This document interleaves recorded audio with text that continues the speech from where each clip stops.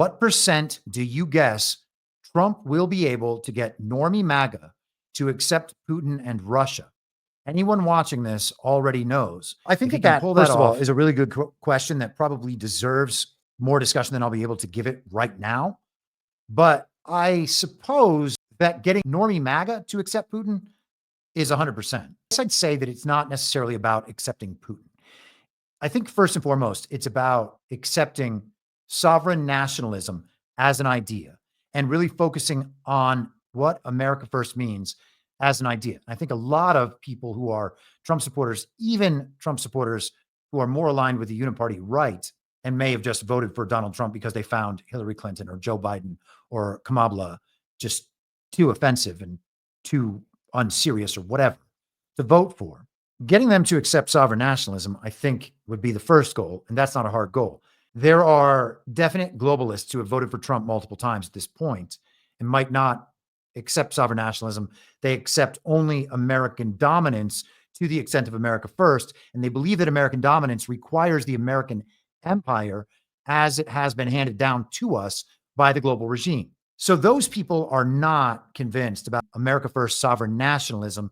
They're convinced about American imperialism, and those are very different things.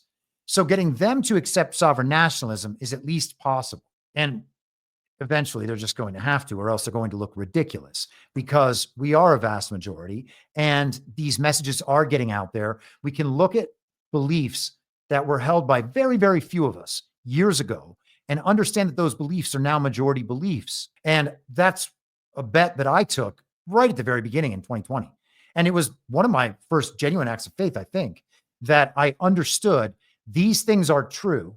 If people stand up and are honest about these things and communicate them fearlessly, then other people are going to understand that they're true because they're true and because they're morally right.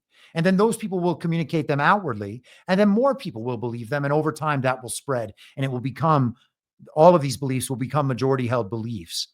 And at that point, our society will be a different society because ultimately it is what people believe that forms the society. So if we can get people to understand that sovereign nationalism is actually the way to go for America, then it's not that great a leap to understand that sovereign nationalism is something that is okay for other countries, and that other countries, for all the same moral and principled reasons, would also be supporting sovereign nationalism. That I don't think is a hard argument to make. And once you accept that, then you really only have to understand that the media that's lied to us about everything else, the regime that has manipulated us and exploited us and oppressed us and enslaved us and censored us, actually didn't tell us the truth about Russia and China and our quote unquote adversaries. At that point, I think the argument is made that Russia is actually not the threat that we were told they were. And what we're going to see over the next few years is an amount of American and Russian partnership, which, by the way, they had during World War II, at least in some sense. And so I think that argument is entirely plausible. I think it is overwhelmingly convincing. And I don't think that we will have any problem making that argument unless we are afraid of making it or unwilling to make it.